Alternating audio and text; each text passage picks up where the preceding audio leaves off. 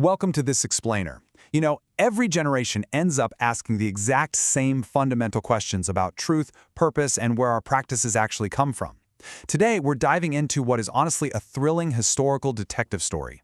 We're investigating the specific manuscript logic behind one of history's absolute biggest shifts, the origins of Sabbath versus Sunday worship. Now, we're not here to take sides or push a specific viewpoint. Our goal is just to impartially dig into the ancient Hebrew and Greek text and report what they actually say. We want to uncover the unvarnished historical truth about the Sabbath and the apostolic practice perspective. Here is our roadmap for today. We'll start with the core question, unpack the Hebrew manuscript logic, examine apostolic practice, look at the rise of tradition, and finish up with restoration. Let's get right into it. Section 1, the core question. Which day actually carries divine authority? So here's the massive historical mystery we're trying to solve today. Did Yeshua actually change the Sabbath? Or did the apostles replace it with Sunday? When you get right down to it, we're looking for that hard, textual proof that distinguishes divine intent from human intervention. Which day carries the breath of Yahweh, and which practice is just carrying the echo of human tradition? Well, to find that out, we literally have to start from the beginning, with the original manuscript logic. Section 2, Ancient Hebrew Manuscript Logic. Let's lay the foundation in Genesis and Exodus. You see, in ancient Hebrew manuscripts, every single word carries a heartbeat. These terms aren't just pretty literary decorations. They're actually windows into a much deeper relational logic. For example, in Hebrew anthropology, a relationship begins with two distinct beings, a male and a female standing face to face as equal counterparts. This is a brilliant concept known as ezer kenegdo. Together, they perfectly reflect the image of Yahweh. Now, you might be wondering, okay, how does this relate to the Sabbath? Well, it establishes this profound foundation of relational design and divine completeness. It sets the entire stage for how the Creator interacts with creation, which leads right into the concept of a dedicated, complete time of communion. Ancient texts actually use a sort of symbolic geometry to get these deep truths across. When concepts are perfectly connected, it represents that ezer kenegdo, a state of ultimate completeness. But on the flip side, a fracture or separation, that's called shever. And the really beautiful part is that rejoining those pieces, healing that fracture, is known as tikkun, or restoration. This symbolic geometry is absolutely crucial because the Sabbath itself represents this ultimate completeness. It is the ultimate tikkun, a specially designated space and time meant to completely restore the fracture between the sacred and the mundane. And this logic? It's woven right into the foundational texts. Genesis chapter 2, verse 3 tells us point blank, He made it holy. Think about the implications of that for a second. The seventh day is sanctified at the very beginning of the narrative. We're talking way before Sinai, long before any human institutions or traditions ever existed. Then, Exodus 20, verse 8, commands us to remember the Sabbath day, and verse 10 clarifies that it is a Sabbath to Yahweh. So what we're actually seeing in this manuscript logic is a universal, permanent covenant. It is literally a design for completeness established from page 1. Section 3, Evidence of Apostolic Practice. Let's see what the Greek texts reveal. Now we need to ask, did Yeshua or the apostles alter that original design we just uncovered? Well, Mark chapter 2, verse 28 gives us a massive clue. Yeshua famously declares himself Lord of the Sabbath.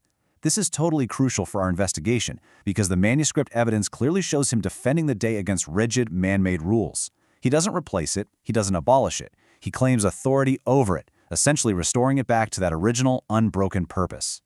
The Greek manuscript logic backs us up perfectly. Take Luke 4, verse 16, for example. It uses the Greek phrase kata tueothos, which translates to according to his custom. Yeshua's consistent custom was gathering on the Sabbath, and this practice didn't stop with him. Acts 13, verse 42, describes an entire city gathering to hear the word on the Sabbath. Then over in Acts 17, verse 2, we see the exact same phrase applied to Paul, kata tueothos to Paulo. Paul's established custom was teaching on the Sabbath.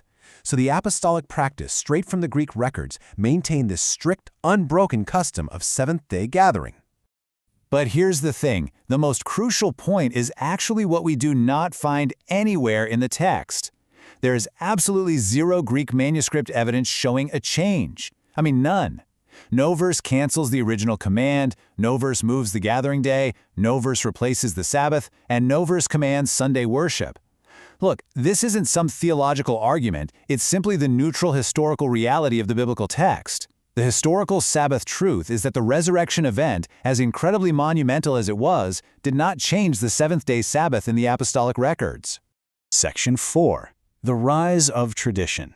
Because if it isn't in the text, when exactly did Sunday worship begin? Let's contrast the two historical forces at play here. On one side, we've got a crystal-clear biblical mandate.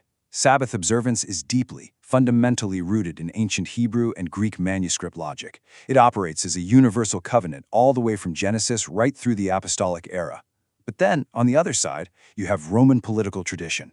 Sunday gathering was established centuries later, and it was driven not by ancient scripture or apostolic mandate, but by political decrees. It is a really stark pivot from textual logic over to institutional tradition. Now you might be thinking, wait, what about Acts chapter 20, verse 7? It's often used as proof for Sunday worship, right? But the Greek manuscript logic tells a completely different story. The actual phrase used there is mia ton sabbaton. This literally translates to one of the Sabbaths. And by standard Hebrew time reckoning, where days begin at sunset, this actually indicates a Saturday night meeting, not a Sunday morning worship service. We see something really similar in 1 Corinthians 16, verse 2, which actually just describes private home instruction about setting aside money, not a brand new day of corporate worship. The original texts simply do not establish a new day. When we map this all out on a historical timeline, the shift is just undeniably clear. Sure, in the first century, early Gentile believers did sometimes meet early on Sunday morning before work, but that's simply because Sunday was a regular Roman workday. The major institutional shift, though, that was completely political. In the year 321 AD, Emperor Constantine legally decreed Sunday as a day of rest for the entire empire, and by 364 AD, church councils were actively discouraging Sabbath keeping. This divergence from the ancient manuscripts wasn't some new biblical revelation, it was a deliberate political move to unify an empire. Finally, Section 5. Restoration and divine purpose. How do we actually find meaning in these historical fragments? The manuscript logic we've been tracking reveals a truly profound pattern. Humanity so often stands right there between light and shadow, right? We build our own traditions, and we tend to break original covenants. But the amazing thing is, the ancient texts don't hide this human struggle. Instead, they show us that completeness is the original design. Covenant is the clear, logical path forward, and restoration, healing that historical fracture we talked about, is the ultimate promise. The truly beautiful thing about Hebrew logic is that it shows harmony is the presence of divine purpose, even right in the middle of human conflict. So we've traced the manuscript logic. We've looked at the historical reality. We've seen exactly what the Hebrew and Greek texts say, and we've uncovered the political rise of human tradition. So I'll leave you with this final question to chew on. Which day's authority is actually rooted in ancient text, and which is merely rooted in human tradition? Think about how these historical truths shape our understanding of things today. Thank you so much for joining me on this explainer, as we decoded the fascinating evidence behind these ancient manuscripts.